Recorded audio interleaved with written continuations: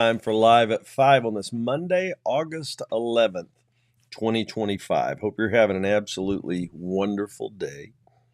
We are up to day 159 in our one-year journey through the New Testament, total of 270 days this year, every weekday.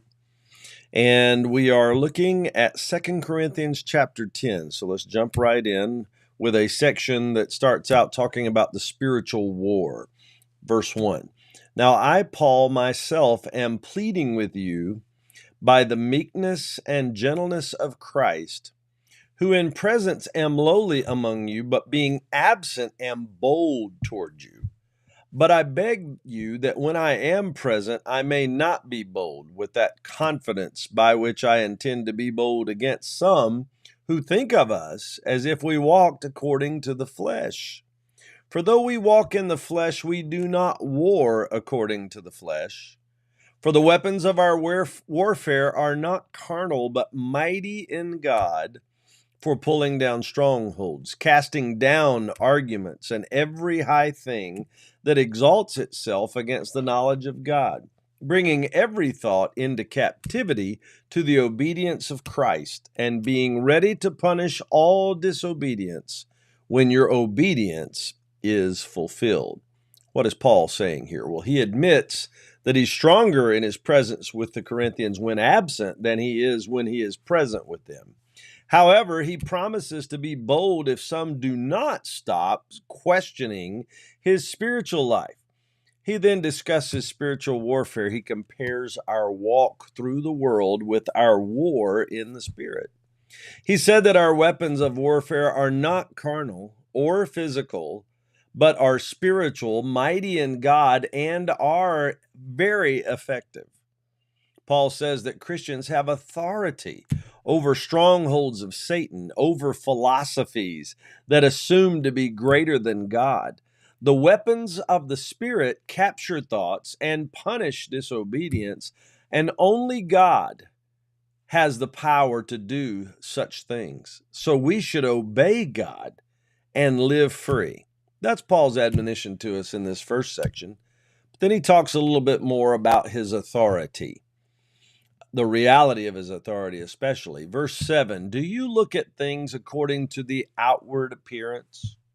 If anyone is convinced in himself that he is Christ's, let him again consider this in himself, that just as he is Christ, so even so we are Christ. Paul's saying we're equal there.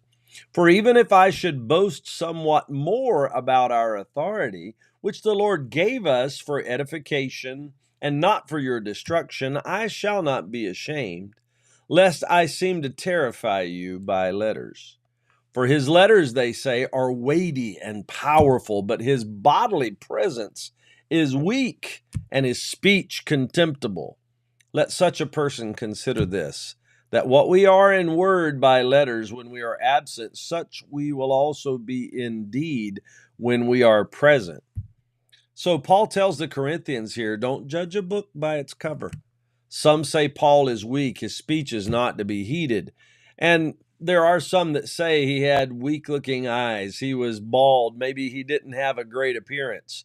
But Paul then reminds them of his apostleship given by Jesus Christ and his calling to be the apostle to the Gentiles, and then promises them that he will not be weak when he comes to them, but will be full of power, authority, and judgment.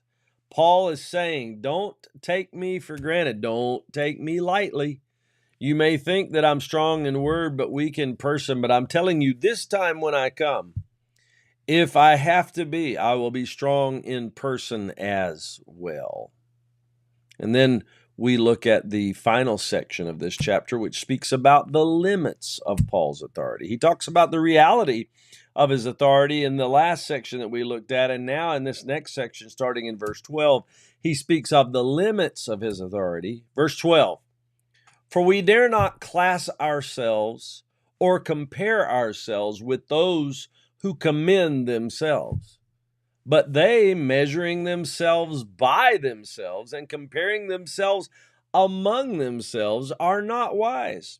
We, however, will not boast beyond measure, but within the limits of the sphere which God appointed us, a sphere which especially includes you.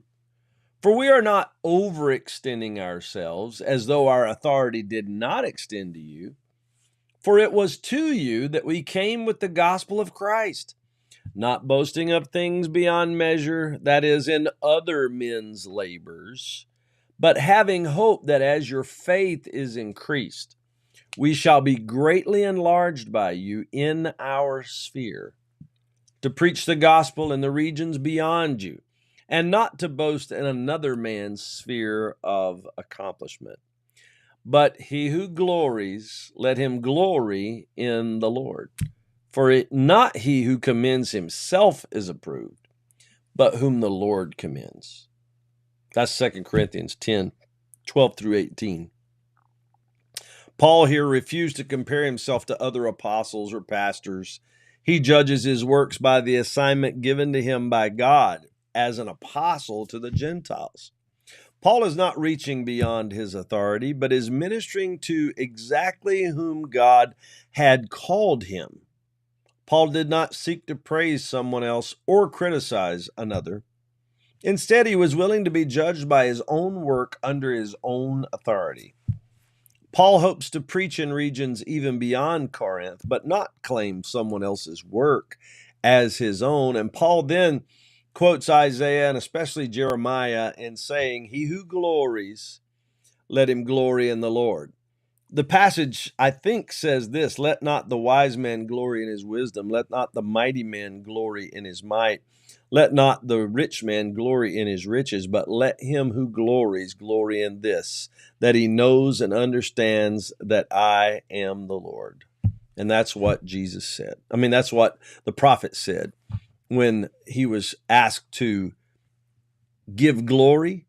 He said, you can only give glory to the Lord and in the Lord.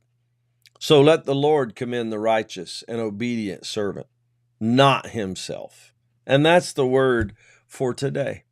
Thank you for being with us. I see several names popped up here. Gene Goodman, Richard Britt, hey, Pastor, Sharon Noblet, Kathleen Powlis, Vivian Thompson, Kenneth Woodard, and Merrick Pariah. So glad you're all with us today. It's always a pleasure to have you around for Live at 5. It's our blessing and honor to be able to bring this short Bible study each and every day, Monday through Friday, and we're glad you're here to be a part of it. Spend some time with God every day in the Word of God and prayer. It's not only the most beneficial thing you'll do all day, but it's the most noble thing you'll do all day. Spending time with God makes you more like Him and helps you to understand Him more so that you can serve Him well, better than ever before. Please know that we are praying for you, and I look forward to seeing you again tomorrow, live